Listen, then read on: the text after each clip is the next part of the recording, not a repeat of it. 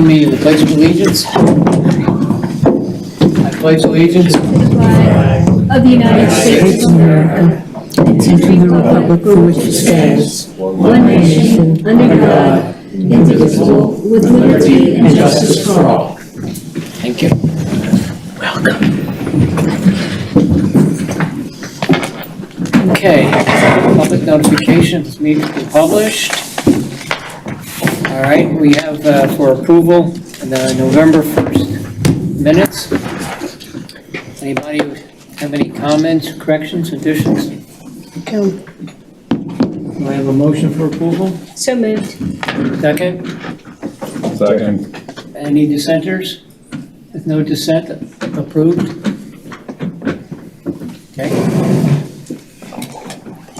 Next item, citizen comments. This is the point in time where we allow for citizen comments that are related to matters not on the agenda, just of a general nature. Do we have anybody on video that has offered comments? No, Chris? No. Sir, do you have any? Okay, having none, we'll go down to our first action item. First action item is a text amendment to the Community Development Code, Section 82.40. Permitted activities to add short-term rentals as a special use to the Ladies Island Community Preservation District. Good evening, Commissioners. Good evening. Good evening. Good evening. Our first item tonight is an application for a text amendment to the Community Development Code to add short-term rentals as a special use to the Ladies Island Community Preservation District. Now, this might sound somewhat familiar. A couple of meetings ago, we considered something very similar for the Ladies Island Expanded Home Business District. That item has had its first reading at Council and has been approved that first reading, so it's still going through its readings. But this is with the Ladies Island Community Preservation District. Now, the Ladies Island Community Preservation District is different from that Ladies Island Expanded Home Business District in that it is a much more residential district. And so there are very limited, if any, commercial uses allowed within the Ladies Island Community Preservation District. The commercial uses usually show up under traditional community plans, so they're under special plans. The only really allowance for commercial in this district are home uses that are kind of in scale to home businesses and things like that. So that's the intent of the Ladies Island Community Preservation District. The current conditions I went through and looked at, and it is indeed primarily residential. There are a lot of different developments, lots of different communities and subdivisions throughout this corridor, and you can actually see it if you look up on your screens. That light blue section highlighted with the red line, that is the district that we're discussing today. There are a handful of commercial uses in there. So you've got the Beaufort Yacht Clubs there. There is a boat building business out there. There's a couple of home businesses, and there's a veterinarian office included in this district. Those are the current conditions on the ground. So for a little bit of context, if y'all remember, and those of you who are new of us, I'll give you some background. The short-term rentals were adopted last year. The standards were adopted last year. They were included in all of the transect zones as a special use, except for T1 Natural Preserve. So a special use essentially means that the applicant would apply for short-term rentals within their property. Then they would go to the Zoning Board of Appeals to get approval for that. So the ZBOA would review their situation and say yay or nay. As a part of that process, their property would be posted, so all of their neighbors would know that they are applying for short-term rental use, and their neighboring property owners would be notified. So there's opportunity for the community surrounding the property to know what's going to happen and weigh in, have their concerns heard, or ask questions. It was also included in our conventional zones as a permitted use, except for C3 neighborhood mixed use, which again was a special use. It was not included, these short-term rental standards were not included in community preservation districts. And these community preservation districts were community-led efforts to get special zoning standards within their communities to protect the conditions in the communities. So that's why we haven't really heard of this until that last consideration with the Ladies Island Expanded Home Business District, and now again with the Ladies Island Community Preservation District. So we went through and we compared the Ladies Island Community Preservation District with other transect zones that allow for short-term rentals. And there are 3 other transect zones that are very similar to Ladies Island Community Preservation. They are T3 Edge, T3 Hamlet Neighborhood, and T3 Neighborhood. So these are all primarily residential with limited commercial uses.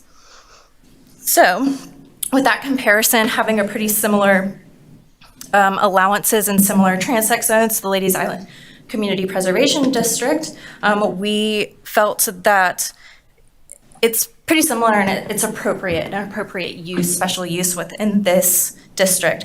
The applicant is Mr. McCarter. He is here today, just behind me.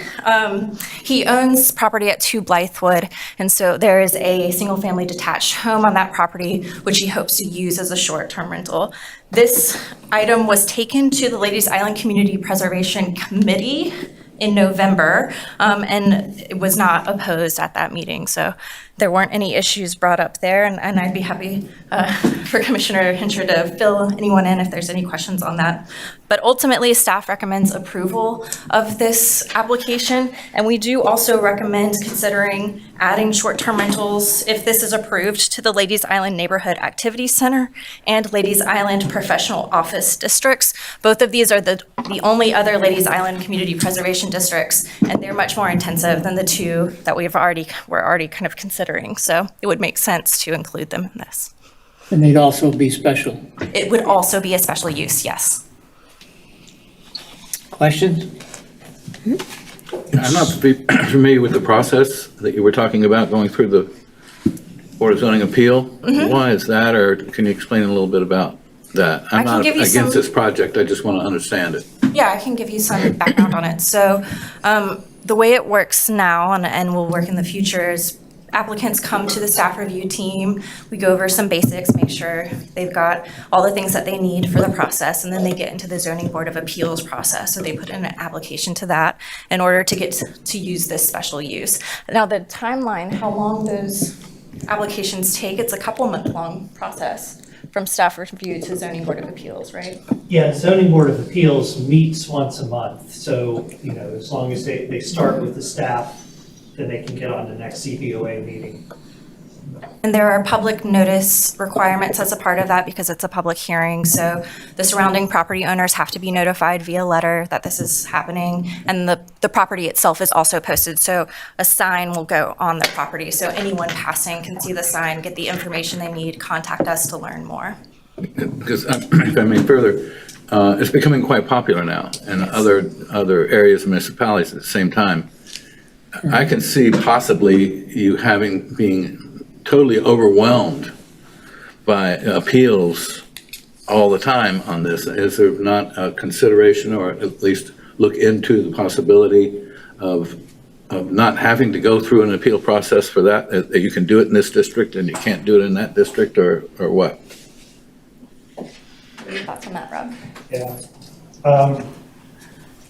This is something that's built into our whole process. I mean, a year ago when we reviewed short-term rentals, this process was adopted with the special use. And I think that the primary concern is a lot of these are located in residential communities. So we want to make sure we're thoroughly vetting covenants and restrictions, any issue, with surrounding neighbors are considered at that point. Because we want to make sure that where these are operating, it's appropriate for that. And the special use process basically says, there may be conditions that it may not be appropriate in all areas. And so that makes it at the discretion of the ZBOA looking through their criteria when they evaluate a special use. If a POA specifically says none, can they still go through the zoning appeal and get the POA overthrown so they can still have the special use? The covenants and restrictions are a legal, private, contractual matter, and we just do not have, it's almost like two restrictions. One doesn't necessarily outweigh the other because one is a private contractual matter and the other one's a public matter. So whichever one is more restrictive prevails in that case. Even though it's on the deed, they can't have short-term rental. What it means is if it's on a deed that they Right. can't have short-term rental, they can't have Because it's short-term. And that's the PLA rules. Yeah, Okay, Right. thank you. okay. Ed? Yes, Kevin? Yeah. When someone goes to the Board of Appeals, a zoning board of appeals, and applies for this special use permit, how long is the special use permit good for? Okay. Oh, that's a good question. Yeah, so we have, basically, the special use permit is good for that use.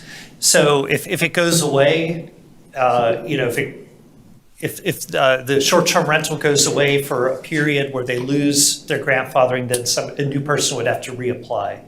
And there's also, we require a renewal of the short-term rental permit every year, but that's not going before the ZBOA. That's more of a staff consideration to make sure that, that they're, paying their accommodations tax and all that. It's written into the standards for short-term rental. Okay, so when the applicant does this, as part of the process, that they go to the treasurer's office and change their tax status to 6% versus 4%.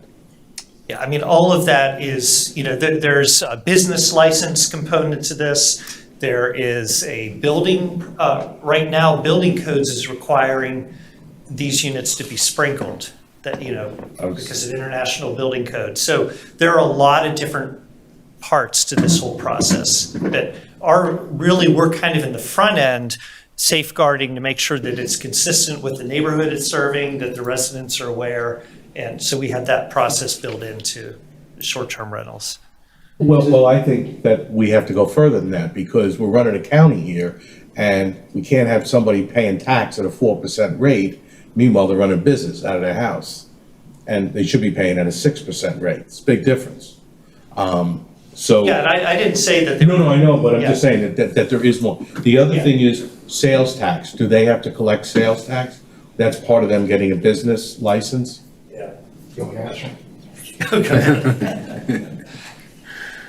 Yeah, so with regards to your question about 4% or 6%, if the property's part of their primary residence, say they have a short-term rental in their backyard as a part of them living there on the property and renting it out, if they don't rent it out more than like 72 days, then they still qualify for 4%.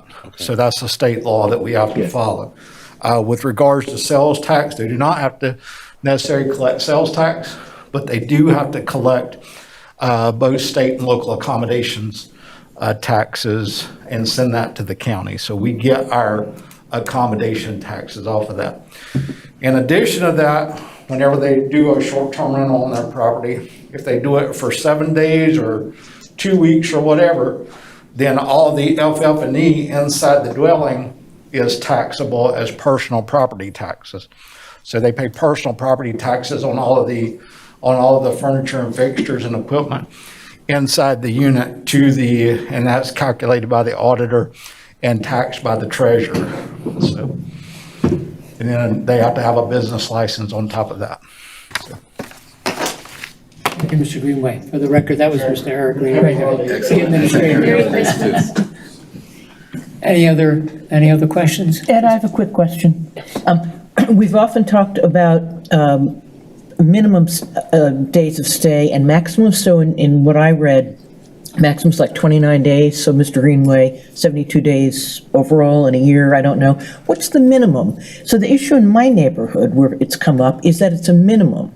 It's 1 night, 2 night. Like, I think there's less concern if someone's there for a week, but a lot more concern if they're there for 2 nights. So did that ever come up with you all? I never saw a minimum in your proposal here. I'm not sure that there is a minimum. But there isn't. There is not a minimum. And was the Ladies Island group who approved this okay with that? Okay with no minimum? Yeah, I would, That hasn't come up? Minimum hasn't come up? Didn't come up. yeah.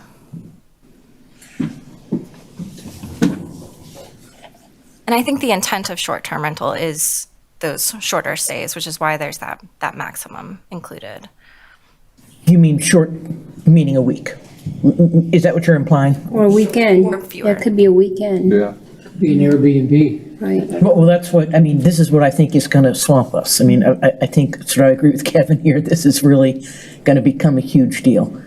Anyway, okay, if the local community didn't care or whatever, it wasn't an issue for them, that's fine. My second thing is, just to clarify, when you said in the very beginning of your presentation, Juliana, that home businesses were in scale, like, so because you've sat in on the St. Helena CP group, does that include that sort of include in that broad umbrella what I would call cottage industries, what we've talked about, like home industry? Is that what you mean by in scale? Yeah, your home businesses, yes, ma'am. Right, it doesn't mean, it might mean physical, but it kind of means the intent of what one is trying to do. Yes, ma'am. Great, thank you. So just one thing, if I may elaborate on the length of stay and things like that. Keep in mind that all of these things, before they can occur, once you recommend approval of the amendment, before somebody can do a short-term rental, that has to go through a public hearing process. We have to put up signs. We have to notify folks within 500 feet of the property. So if anyone in the neighborhood has a concern about what's going on, they can come before the zoning board of appeals, and the zoning board of appeals can say, hey, this is appropriate for your neighborhood, but I don't see them doing this, but you can't rent to anyone less than 5 days or less than 2 days or whatever, or longer than 30 days at a time or whatever like that. So they can put limits on it and conditions upon their approval as to how that particular unit needs to operate within that given situation. But Eric, the DBOA doesn't have a three-part, I understand the public hearing part, it doesn't have a three-hearing process. You mean county council for a text amendment, right? No, in this particular case, they all have to go through a special exception process. That's a three-part? No, it's a one-part process. That's what I thought. Unless they defer, sometimes they defer. No, but what did you mean about the three hearings that you talked about? No, I didn't. As they go through the hearing, the zoning board of appeals, if I said three parts, I didn't mean to say that. As they go through the public hearing, the zoning board of appeals can place conditions upon that approval vote or that process for that approval to make sure it's appropriate. Okay, I just want to make If sure. I said three parts, I heard that clearly. I didn't- DBOA is just a one-stop shop unless they put, That's exactly right. Yeah. a condition on it. Okay, thank you. So, I'm just trying to be clear exactly what we're voting on here. And I'm reading it, but, so we're revising the Ladies Island Community Preservation District to include short-term rentals for the entire district, For the entire district as a not just special on use. Mr. McCarter's case or That's anything right. else. That's Okay. exactly right, yes. And two other small districts, right? And potentially, yes, if, Potentially, or? That's actually a very important point. yes, well, that is up to you all. So we're recommending to approve for the Ladies Island Community Preservation District. And if that's approved, if you all agree that that's appropriate, then consider also approving it for the other two districts. So there's a kind of a pinch point on whether or not you decide to do So we'd that. have to Not add that to the tonight. motion? Right. Is that part of the motion that you want, or is this a separate motion? It could be a part of the motion Could if you you wanted restate to it do it. so it's for the record? Oh, Could you restate it, the full motion that you'd want then to include that provision? Sure. So it would be, Sorry. it's okay. I'm new, so I'm keeping It's all up. right. no, you're great. You're doing great. So staff recommends approval of the addition of this short-term rental as a special use in the Ladies Island Community Preservation District. And if you all think it's appropriate to also add the short-term rental as a special use to the Ladies Island Neighborhood Activity Center and Ladies Island Professional Office Districts. This is in here. More than one district, more than one. Yeah, there's, There are two others. There are 4 total Ladies Island community districts, preservation, or community districts. And yeah, so there's one district for the application that's been put forward, and staff's recommending that if that's approved, to consider it for the other 2. Because the Ladies Island Expanded Home Business District, which has already moved through and is going through that approval process at council, is in this district are kind of your least intensive districts of the 4 Ladies Island districts. So it kind of makes sense to go ahead and incorporate the other 2 if you decide it's appropriate for this district tonight. Okay. I make a motion, to vote yes to pass the amendment as amended by staff.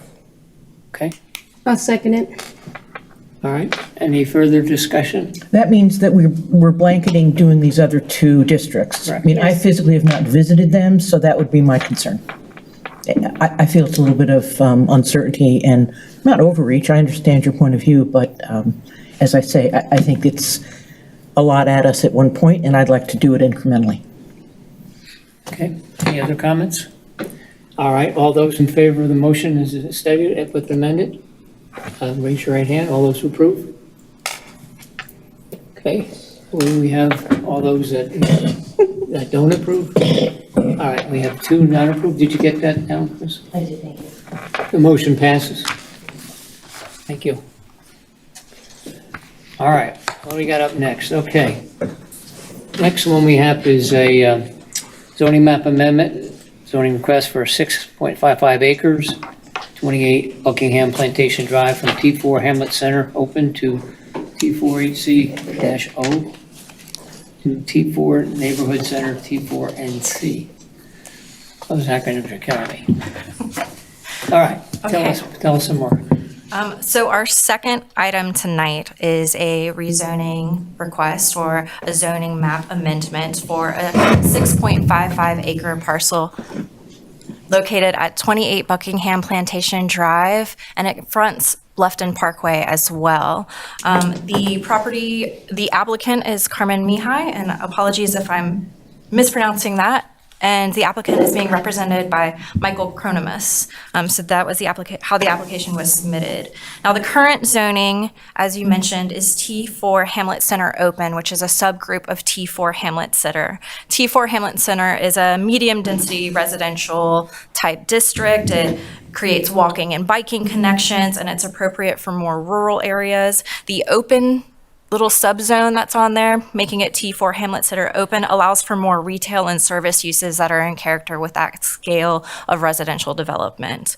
The T4 Neighborhood Center, which is the requested new zoning, is more of a vibrant Main Street commercial district with retail that integrates into the neighborhoods. It's appropriate for future transit stops. It allows community members to walk to their day-to-day amenities, and it has higher intensity residential and commercial mixed uses throughout. So those are the differences between these 2. They're still pretty similar. The applicant owns the neighboring property as well. So if you're looking on the map up here, you can see highlighted in red the property in question, which is T4 Hamlet Center Open. The property to the northwest, moving up Bluffton Parkway closer, moving towards Bluffton, that deep purple, that's T4NC, T4 Neighborhood Center, owned by the same property owner. That neighboring property is 5.44 acres, and they're really looking for consistency between these 2 properties so that when they move forward and develop them, they're working with the same type of standards.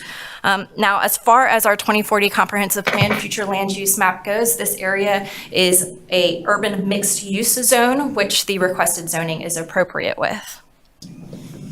So the surrounding, let's see, we'll go ahead to our second slide. Oh, I have it. This is new for me.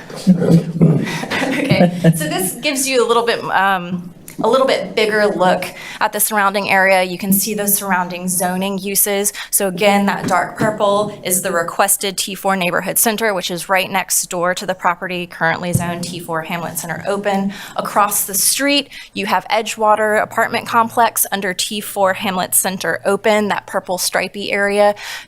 The orange is C5. Well, let's see, C5 Regional Center Mixed Use. That's a very commercial area, so Tanger Outlets, a part of that, just to the northwest. And then you have warehouses and restaurants and all types of service uses there to the southeast. Nope, to the northeast. To the south is a PUD, that's the Old South Golf Course with associated residential development. So you've got Point South included there, and then the Old South Court neighborhood area as well. So this is the general zone that we're working in.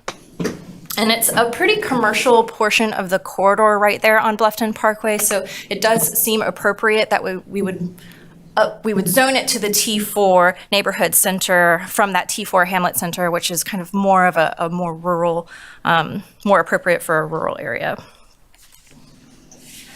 Now, water and sewer are available to service the property. EMS and fire are located within a half a mile. Included in the application packet was a conceptual for a mixed-use community. This may be what happens. It could change depending as conditions change out there, regardless of the zoning. But included was that it may start initially on septic systems and later connect into sewer was included in that application packet. And given the conditions on the, let's keep going before I reveal what staff recommends. Oh, I can do it. Jeez. Let's see. Okay, here we go. Here's the aerial of the topography. So you can see the golf course to the south. This whole little strip of property there on Bluffton Parkway, where the arrow is pointing at it, that's all currently undeveloped. There used to be a golf course there, golf holes there. Yeah, exactly. It was a very small one. And then the forested area is the specific parcel that we're talking about. You can see the residential development to the south there, and then the neighborhood across the street at Edgewater, and then the Tanger outlets and the commercial development nearby. And then we'll go to, this is just a closer look so you get a better understanding of where we are. You can see the apartment complex across Bluffton Parkway. And then we have a video, and then this is where you get to shine. This was taken just today. So we're moving down Bluffton Parkway toward Bluffton. So you're seeing the HUD to the top of the screen where this orange, beautiful fall color is coming in. That is the property in question. And its property line ends right about when we're right across from Edgewater's entrance. So there will be a curb cut. There you go. And then the neighboring property is also owned by by the applicant. Looking to the south toward Hilton Head, get a little glimpse of Edgewater there in the bottom left corner. This is going over the top of the property towards the golf course.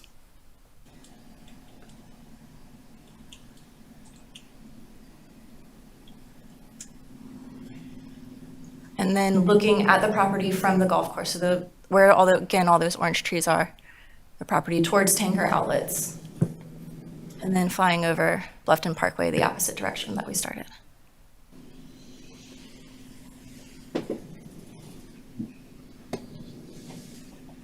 Is that one building there part of the whole thing? No, that is separate. That's a part of the golf course. Maintenance shed, probably. Yep. Okay. Is that it? With all of that, given the conditions on that portion of the corridor and the neighboring zoning districts, we do recommend approval of the rezoning application. And again, Mr. Kronemus is on the Zoom, so if there are any questions that you'd like to direct at him, he's available. Would you like to say anything, sir? Can you hear me? Hello. Yeah. Would you like to offer any comments or? Sure. It's a really straightforward ask for a rezoning. About 5 or 6 years ago, I had rezoned the parcel to the left for Mr. Herb Chase, which is now T4NC. In doing so, Mr. Chase sold part of that property to Mr. MIHAI now. And as you can see, that parcel is now bifurcated by 2 different zones. So we're just looking to develop the property and make it easier for us by having one zone classification, the T4NC, since right now that one parcel is split. Pretty straightforward, really simple in our eyes. So that's pretty much it on our end. Okay. Questions? I got one question, sir. In the staff write-up here, you're mentioning initially by septic and then connecting to sewer at a future date to be determined. That's pretty nebulous. Can you give us anything more on that? We don't have to, it will go right to sewer immediately. That might have been a typo or something, but it doesn't have to, there is no septic. We initiate right to sewer, so we can remove that. Okay. Okay. An update. That actually was my question too. My other question is, will this require any additional curb cuts? Will it be serviced by a kind of a frontage road or something off Bluffton Parkway? I believe the intent is to use the curb cut that's already there and then potentially have roads within the development Okay. itself. Yes. So at the moment, no curb cuts or additional curb cuts are required. Not that I'm aware of. Rob, are you aware of any? No curb, no. Okay. Thank you. Other questions? I have a question of staff. I can remember couple of 3-4 years ago when just up the road, Hilton Head National being applied for. And there was a fair amount of concern, as you know, over that. But some of the issues were to the growth along that particular road stretch, leading to the flyover. And the issue with the flyover and traffic and so on. To the extent there was commentary that was offered by both Bluffton and Hilton Head, one in support of the recommendation and then one who was not.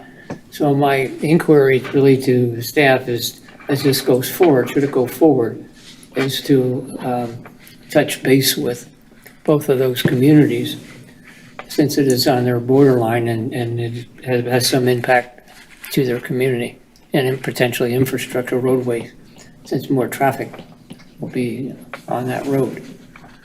So I think you indicate that you would do that to me. Yeah. Okay. All right. No questions? Yes. Yes. Kevin? How much, and I don't need, an exact number, but how much of a difference in density would there be between the Hamlet Center versus Neighborhood Center? Is that an issue, or is it more of what? So the way the design will work is everything's based congruent on open space, parking, setbacks and such. So we're not gaining any more density per se. It's just how it's allocated on the site. So we're not getting a bonus or square footage or an FAR calculation or per room. You still have to comply with the rest of the regulations by the county. So no, there really isn't any added density, we'll say. I will add that as a part of reviewing the application, we consider whether or not 50 peak hour trips are triggered, which would trigger a traffic impact analysis. And the change from the zoning that it is now to the requested zoning did not trigger that increase in density, so that there were that increase in trips and needing that. So I think that might help give a little bit of a gauge that it's not too much. So a trip study will be part of a concept? It was not Development? required Not for required. this application, because if it's going from a base zoning that's going to trigger that much more traffic, or we can anticipate it will, we require a TIA for the rezoning, but this did not do that. Now, it may be potentially required down the line with development, depending on how that goes, but Okay. not as a part of this. Do you foresee a traffic light coming out of that community eventually? No. That's up to the county. There's already one there. I know that Yeah, there's one at the intersection. there's one at Buckingham the Land. Buckingham Plantation intersection. There isn't one between the water, or the Edgewater, and where that curb cut is, and I don't, No, you're not putting a light there. Access management Yeah. plan for Bluffton Parkway, but we're not prepared to give an answer to that. I don't know. Okay. So staff agrees, Juliana, if I may. staff please. agrees with the answer, that on 6.5 acres, the difference between the two zones is not a density issue, it's not gonna be a significant increase in the number of units, or, I don't know what he's building. Yeah, and we did an analysis based, because the biggest difference here is building height. One allows 2.5 stories, the other one allows 4. And so we did kind of a comparison, because the site next door to it is developing as well. And if this whole thing, just by virtue of assuming that somebody was able to maximize their building height, they would have had 2.5 story, but raised them to 4. It was, I think, an additional 40 units. I mean, it was not a significant number based on all the other restraints, you know, of what you could develop on the site. So we're looking at the differential, you know, of the existing zoning, and once you change it to the future zoning, not necessarily the total number that could be developed on the site. That would trigger, when it comes in for development review, we'll be looking at the total number of units and whether they would have to do a TIA when they build the apartment complex or whatever they build here. Ms. Beal, did you have a comment to that end? Well, I didn't get an answer to my question yet. Oh, I'm sorry. Are we saying that on a Hamlet Center open, that's 2.5 stories, or is that 4? One's 2.5, one's 4? Which Current one? zoning, T4 Hamlet Center open is 2.5 stories max.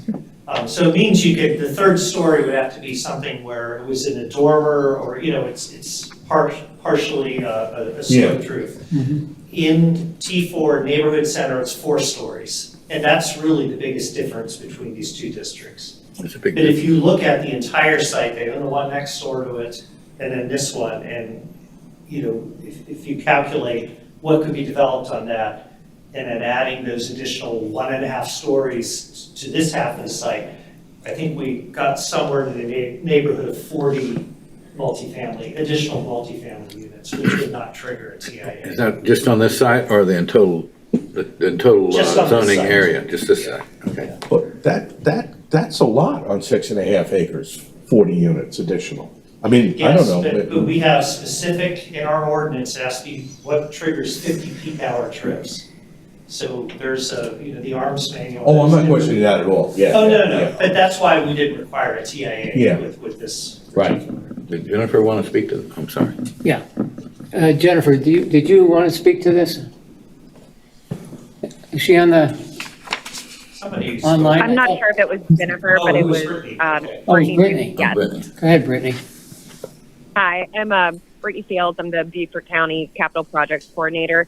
I just kind of wanted to hit point on the note of the traffic signal. Similar to your next item on the agenda, the Buckwalter Access Management Plan, it is currently in the works for a Bluffton Parkway Access Management. Okay. I'm sorry. Can you hear me now? Yes. Oh, my apologies. I'm sorry. I'm mobile. Similar to the next item on your agenda with the Buckwalter Access Management Plan, as far as the traffic signal is concerned on Bluffton Parkway, we are currently in the work of getting a scope for the Bluffton Parkway Access Management Plan, which will be coming in the near future. So in regards to any access management or traffic signals along the parkway, that'll be coming to you in the future. Okay. Thank you. Other questions, comments? I'm not thrilled about the 4 stories, but there's already quite a bit of area to the, what is that? What is it? West of the site. And it's also making it more cohesive, would be my statement. All right, can I have a motion to approve the zoning map amendment?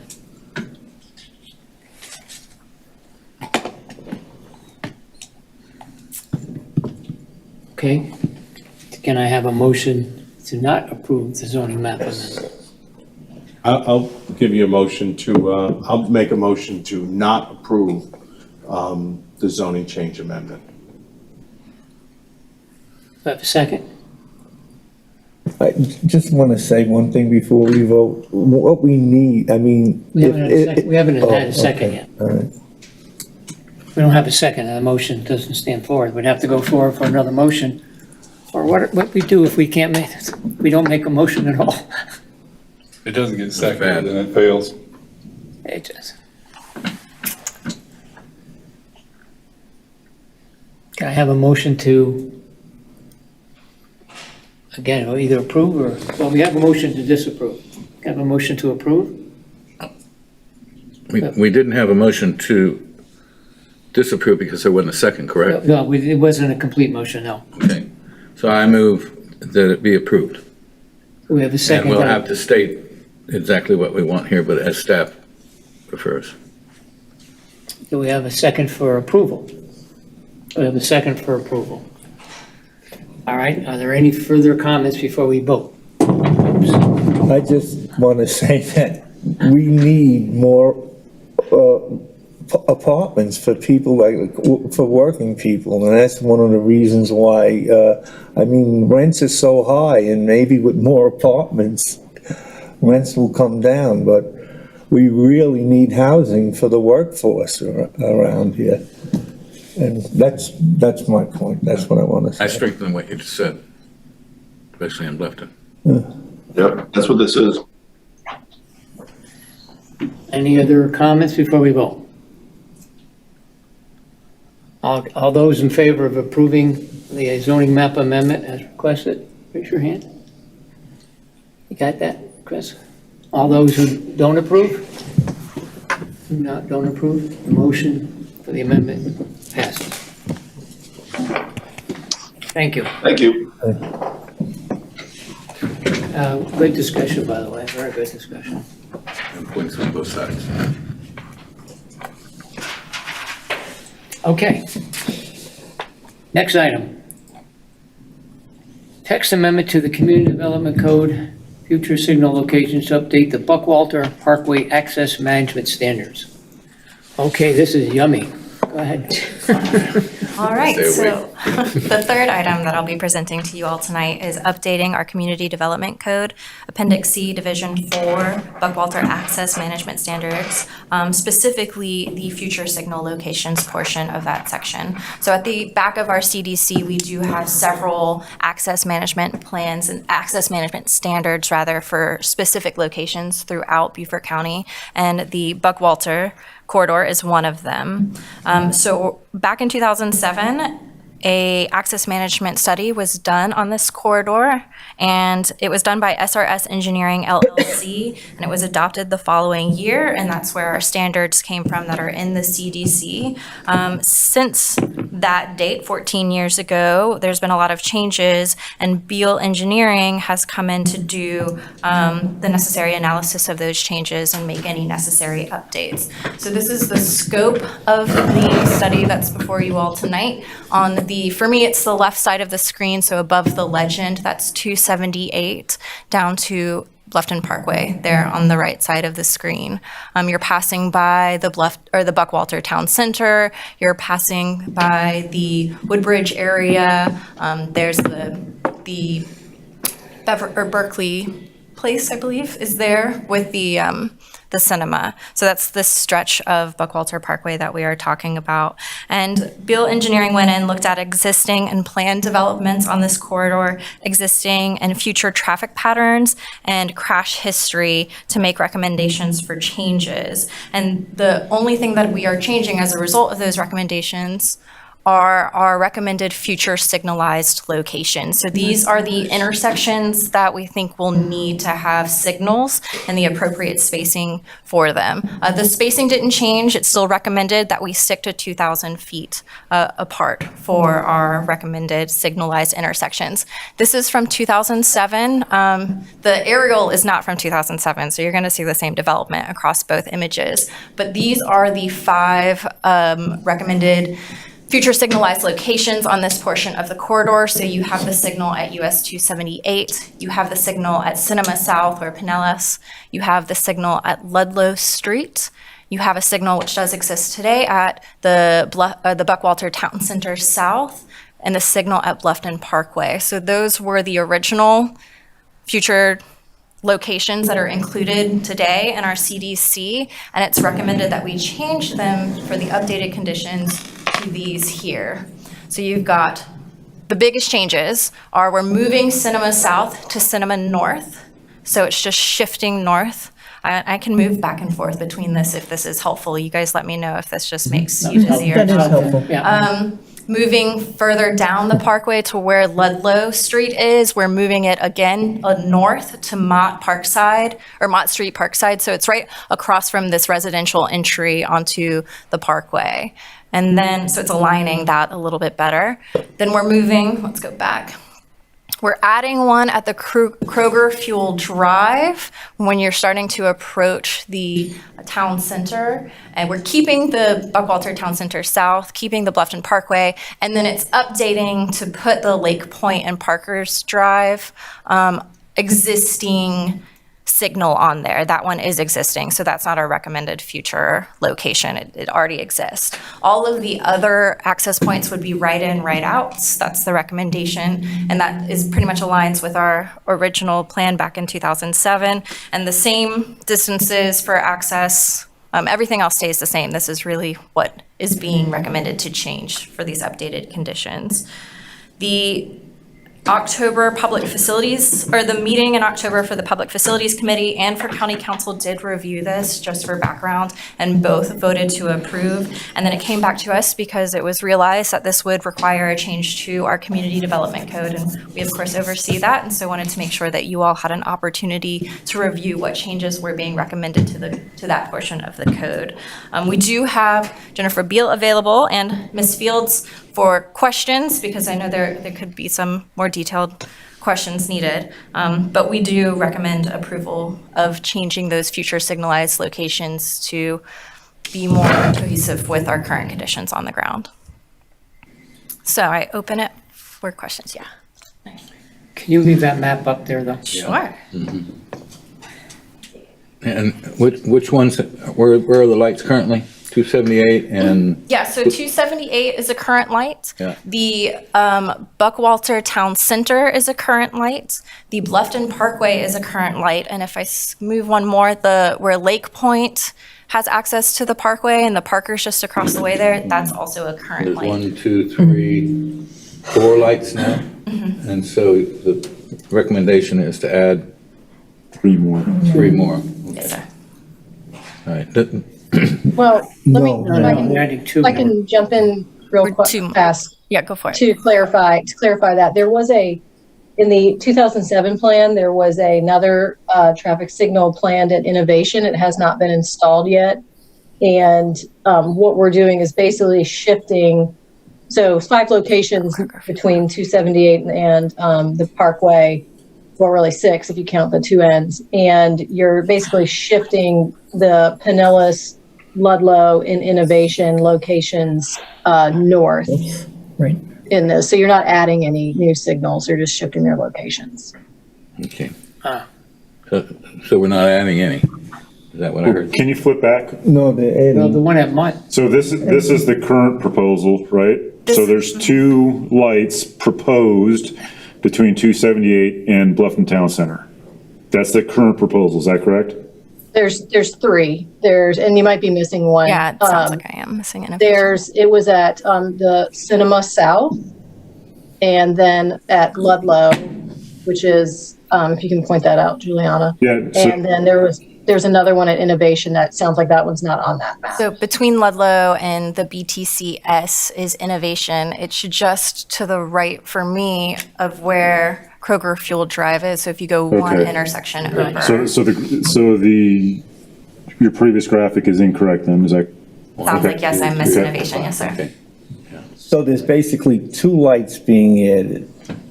So, go I for They mean, were there, you keep. they're planned already. This is the old one. I want to see the new slide. Okay. You're adding Mott and Kroger Fuel So they're being shifted. and Lake Point further down. So Lake Point already exists. Right. That's an existing light. Bluffton Parkway is existing. BTCS is existing. US 278 is existing. And my apologies, I left out Innovation, but there were 3 here. Pinellas Cinema South was the 2007 recommended future location for a signal. Ludlow Street was a recommended future location for a signal. And Innovation, which is just to the left of BTCS, CS was a recommended location for a future signal. All of those are shifting to the west. Yes, thank you. To the west. So you've got Cinema South is now Cinema North, Ludlow is now Mott Parkside, and Innovation is now Kroger Fuel Drive. Right. So regardless of what we vote tonight, there's 3 more lights coming. Yes. So this vote tonight is to say, previous it was an average of 1,800 feet distance between lights. Right. If we vote yes on this tonight, we're going to get an extra 200 feet distance per light. Yes, and it will align better with current Not conditions entirely. and current traffic patterns. They're not quite all at Yeah, 2,000. That's the That was average. Got it. Yeah. Yeah, that Kroger Fuel one, there was no building there until about a year ago, so it was all open land, and now it's a big fueling center, so I can see why it's being put there. I have it. And Juliana, I don't know if you have the access plan involved. There's also backage roads and connections that are part of this as well, that will that are part of the access management plan, not necessarily part of the ordinance language, so you might not have them, but there'll be connections where you can through, there's some wetlands along the corridor, but you would have connections to kind of help people get to the signalized locations as reasonably available. So, if I may. Go ahead. Yeah. So Jennifer, so you're saying there'll be access roads in addition on this map to what we're seeing, so everything's not dumped on the road? Correct. There'll be connections. There'll be as connections as we can kind of like behind. So like there's a connection planned, and a lot of these are already in the PUDs. A lot of these are planned unit developments, but connecting kind of behind Kroger Fuel, for example, connecting the development that's kind of under construction, and then Buckwalter Place, and then there's a connection between that development. I believe its name is Washington Square, and the cinema. There is a plan for that in the future, and then on the other side of the street, there's some connections between the Pinellas area and the future planned unit developments, kind of going towards Hilton Head.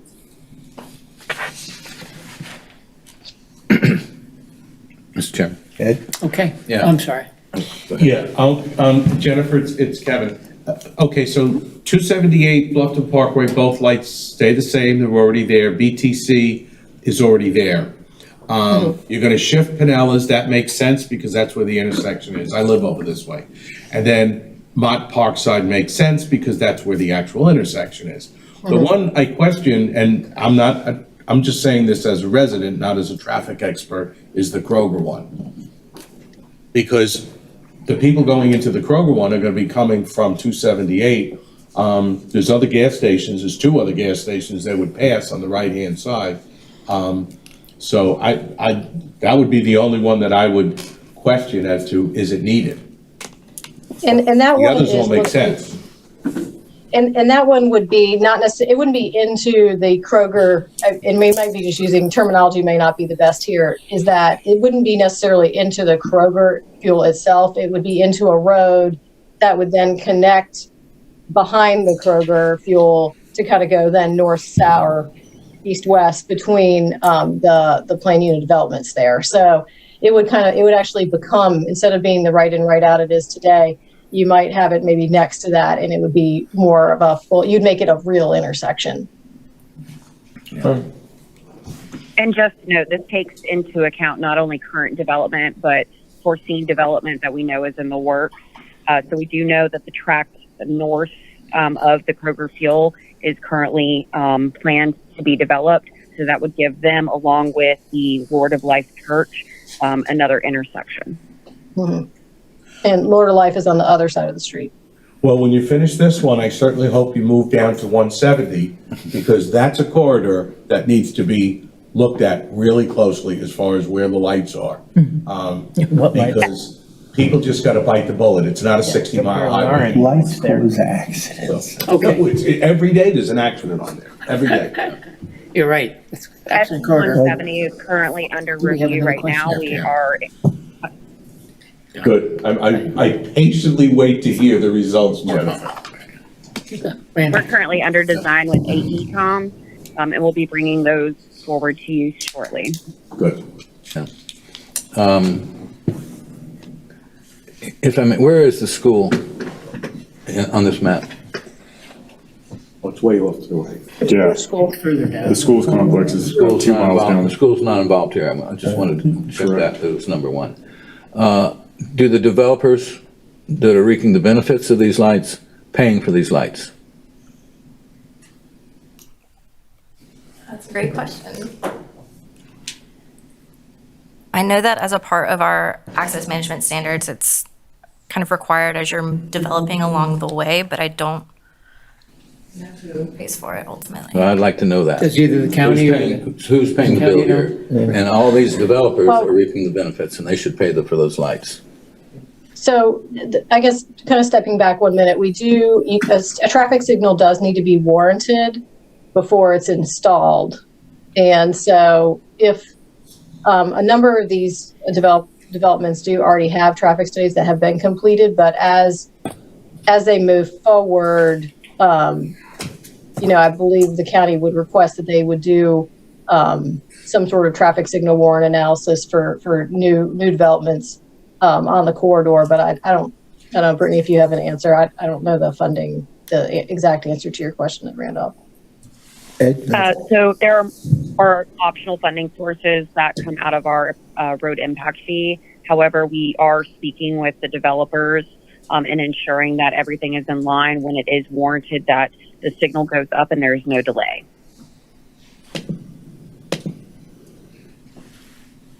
That doesn't quite answer it. Ed, No. I'd like to know, are these lights gonna have turning sensors where people are coming out? The light will change, it'll recognize that there's a car there and they can make a left turn?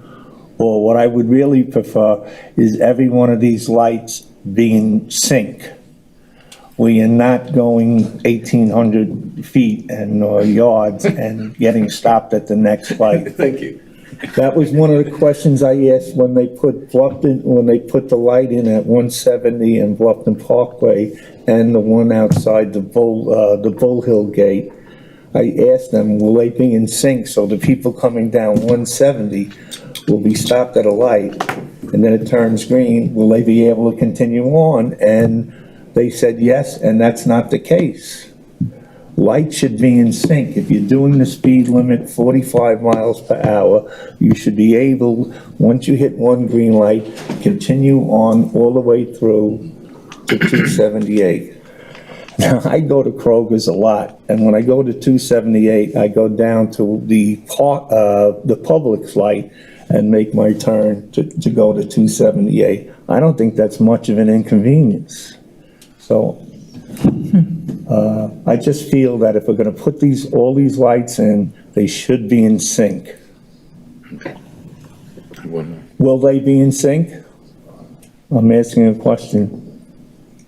I would expect them, we would obviously need to get with Public Works, but when we put in traffic signals and when they are close to each other, we typically do put them in sync and synchronize them.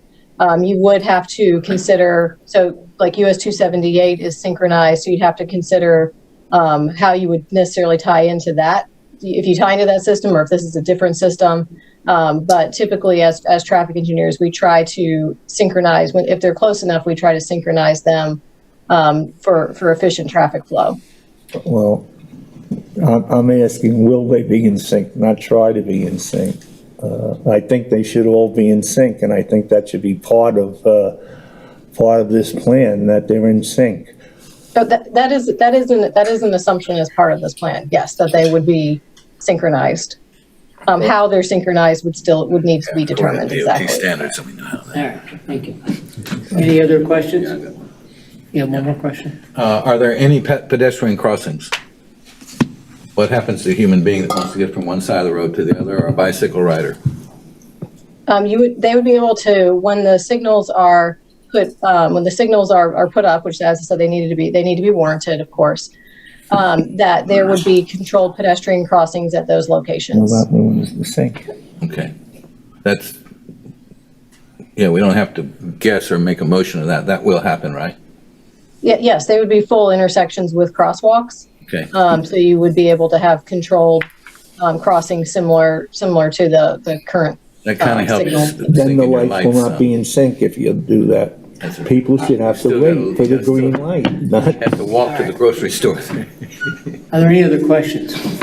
I just want to make one observation. This plan, the update, has already been voted on and approved by the Public Facilities Committee, which I believe set up by the Engineering Department. And it was also approved in first reading by County Council. So we're being asked to look at it as an amendment to the Community Development Code, Right. which is in our domain. But it looks like all of the experts have weighed in on it. And my hope is that they've done grassroots work with population and studies of the area. It's just an observation. I make a motion that we accept the text amendment to the Community Development Code as written. And I'll second it. Okay. Motion's been made and second. All those in favor, raise your hand. All those who disapprove? All right, we have one disapproval. You got that? Thank you. The motion passes. Thank you. You don't have any more for us? I think we got to rely on Rob now. What was that? Three more. You don't have another one for us? Oh, no, I'm giving you all a break tonight. Thank you. Thank you. Thank you, Julianne. Yeah, I want to begin by just commending the work that Juliana has done this last month. So A lot of work. yeah, it's just been a great addition to the department. So, and I think just the thoroughness of the staff reports have just speak for themselves. So. The next one we're looking at is a text amendment to the Community Development Code to clarify the standards for drive-throughs in transect zones. Yes, this is a staff-initiated text amendment to the Community Development Code, and it's addressing a very specific issue in 3 districts: T2 Rural Center, T4 Hamlet or T4 Hamlet Center, and those related districts, and then T4 Neighborhood Center. Each of those districts call for more of a pedestrian-friendly type of mixed-use commercial district, and drive-through restaurants are allowed, but as a special use in those districts. And the districts also have very specific standards for the way buildings address the streets that are more in keeping with a Main Street type of development, or the type of development that you would see in the 4-way stop sign area of Old Town Bluffton. And so drive-throughs are a use that typically are more associated with auto-oriented commercial development, but they can be used in these types of environments, but they have to be configured a certain way.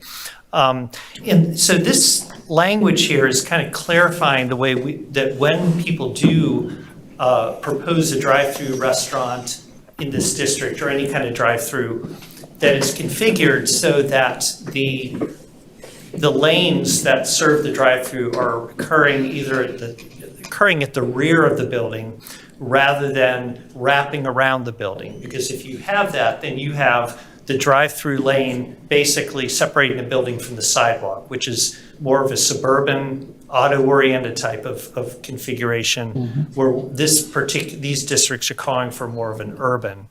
And so the language that we're adopting in Article 4 provide more clarity that, the drive-through lane cannot wrap around the building.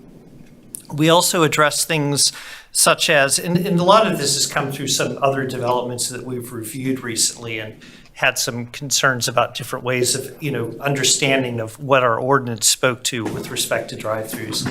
The main one is not allowing it to wrap around the building. It has to be configured to the rear of the building. We also are making it specific that for development that generates over 50 peak hour trips, that a traffic impact analysis would be submitted in conjunction with the land development plan for, when it goes to special use review for the ZBOA. That also, that we're making sure that pedestrian, the pedestrian circulation on this site is taken into consideration. A lot of times drive-through lanes and pedestrian, there's a lot of conflicts. You want to make sure they're configured in such a way that they're separated from each other enough, or that the crossing area is limited. And so that's what these standards are basically designed to do.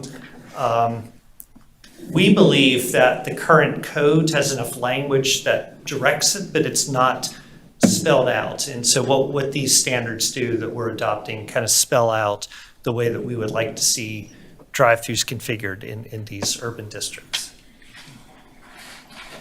Question? Any questions about specifics? I'm willing to go into detail on.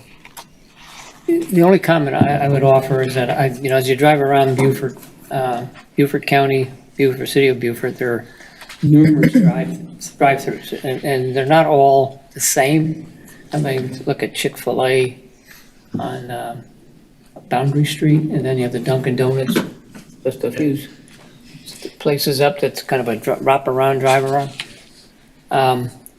Have you considered in making this recommendation the variations that are out there and whether or not they would be permitted going forward? Well, we do address stacking room, and one of the things we're trying to assess right now is that we are in an unusual time in that a lot of these restaurants have not opened up their dining rooms, so it's putting more demand on the drive-through. And what we're trying to assess is is that the new normal, or are things going to eventually scale back to, where some people dine in a restaurant, some people go through the drive-through? Because I think that is, a lot of it has to do with, currently at Chick-fil-A, the only option is to get your food through the drive-through in a lot of these fast food restaurants. So we do have language currently in the code that addresses stacking room, because that's a big concern, in what we're seeing now. And I don't know if there's some cases in Bluffton as well, where people are waiting on the main road. They want their chicken tenders or their Starbucks so bad that they're willing to block traffic, and that's just been a... It's starting to happen on the 170 at Dunkin' in the mornings. Oh, really? Oh, yeah. Boy. And it's on the Starbucks right there on Boundary. Yeah, Is that in the Starbucks, back? Chick-fil-A. You can't get through that. You can't get through that. Chick-fil-A on Malthus Road, backs out to Malthus Road. Oh, yeah. Yeah. Other questions of? I just have a comment. Good pickup. Okay. I'm not for it, because on one hand you say urban pedestrian friendly, and the next thing you say, no, can't go out, get out of our car to go get a bite to eat. We drive in a circle and order through a microphone, and that's not urban pedestrian friendly. So that's my view on it. Yeah. Especially in these zones that you're talking about. And so for that reason, it's a special use, which means it may or may not be appropriate in all locations in that district. I think that what we're looking at, and the reason we have that in there, is that a lot of these areas are in transition. Like Ladies Island is a good example. Right now, it's very much an auto-oriented community. We have transect zoning in place that hopefully over time, as the area redevelops and develops, it'll become more pedestrian friendly. So we see right now, there's an opportunity, what we're seeing is these businesses are not they wouldn't locate in those districts at all, and we would see them bypassing them to develop further down the road. And so what we're trying to do is accommodate that type of development and see if there's a way to do it in a way that enhances the pedestrian friendliness of the district. It's all franchise. I know exactly what it's going to look like. I'm aware that recently there's been a lot in the newspapers and on the websites regarding the specific request for a drive-through in Ladies Island that I believe is occasioning this particular set of standards, or it's responsive to it. I also recognize Mr. Chuck Newton on my screen here, who represents the Sea Island Coalition. Would you like an opportunity to make some comments, Mr. Newton? Ooh, I would, Mr. Chairman. Can you hear me? Yes. Thank you. we support everything that's been proposed here in these changes. They'll go a long way, I think, to establish a good relationship between a drive-through and the rest of the community. It's generally consistent with the city code as well, so it'll be easier to administer and plan around. One concern I would say is that we're not sure it goes far enough. Every member who's spoken so far has indicated the traffic issue, but yet traffic per se is not at all dealt with in these recommended changes. Developers and operators of these fast food restaurants in particular, or banks or drugstores for that matter, all want to have sighting on the busiest possible thoroughfares, which is absolutely contrary to what the community will benefit from because of the potential for congestion, potential for additional traffic accidents. We're seeing that on Robert Smalls in Beaufort with the Dunkin' Donuts there. The existing McDonald's and Wendy's on Sea Island Parkway, and I think the Dunkin' Donuts on 170, in my mind, are good examples of how this could be handled if they were always required to be on pads off the main thoroughfare. That's probably not all possible, given the various nature of various parcels. But I think one thing that could be done or added to this is to require that an exit from the drive-through not be made onto the same roadway as the entrance, unless the entries and exits are on a secondary road or on a pad. The problem on the situation in Ladies Island, for example, is the fact that you've got a proposal for a drive-through restaurant that has an exit and an entrance right on the Sea Island Parkway, on the busiest part of the parkway, and where the parkway narrows from 2 lanes into 1. That's the kind of situation that I think this clarification needs also to address. Thank you very much. Thank you. Would you care to address that? Yeah, I mean, we considered that, but it would really limit, so I mean, it would add a much greater restriction because not all sites are going to have that ability to empty onto a secondary road. You would need to have that secondary road adjoining the site. So it's something that would result in fewer of these uses meeting that criteria and be very site specific. Could you offer a variation where there is potential to use a side street that it mandate that it be used as opposed to the main corridor? Yeah, I mean, I think that would make sense. Well, would existing businesses be grandfathered in or? Yes. Okay. Other questions? Do we want to, I make a motion to accept the text amendment to the Community Development Code as written. I'll second it. I'd like to offer an amendment to your motion for the consideration of where there is a feasible access road that's not part of, or exit egress point, where there is not, it's not the same as the ingress point, that it be mandated that it be used. Okay. I'm not sure that you can offer an amendment as the chairman. Probably To someone not. else's motion too. Well, the motion, okay.